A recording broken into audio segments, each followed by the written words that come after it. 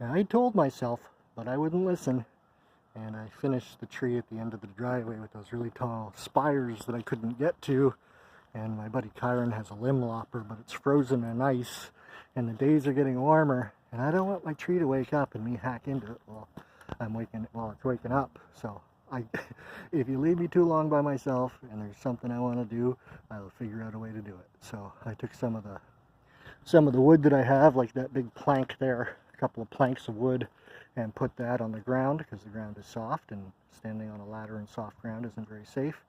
And yeah, so I used those to support myself and cut those limbs off. I actually had to take one of them off with Dave's tool, which is this, it's like, I think 3 hockey sticks that are like all shoved together with like a tree saw at the end of it.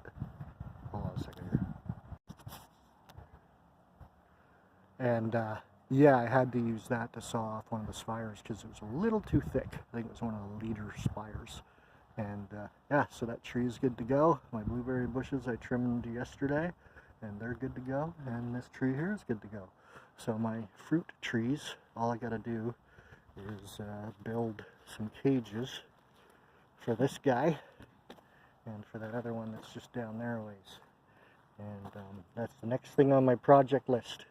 Now, Kyron has this kid that's a neighbor of theirs. Actually, I don't even think he's a neighbor. I think he lives quite a ways away. But he found out about him, and he's like 15 or 16, but he is a workhorse. He's like my brothers and I when we were kids.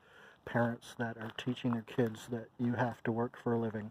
And that kid did some amazing work at my buddy Kyron's. And so, yeah, it's been this big debate about whether I want to use the soil that's in my beds presently. And as I was showing Kyron, like, these are my beds. These are my vegetable beds. Like, look at the rock. And that's after sifting.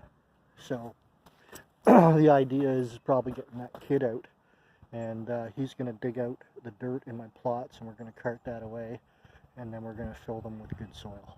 And I think that's the plan. It might cost me a bit of money, but if I put some money into this, I mean, I'm going to get some rewards out of it. So put some money in for the kid to do that, and put some money in for the fencing, and hopefully I should be good to go.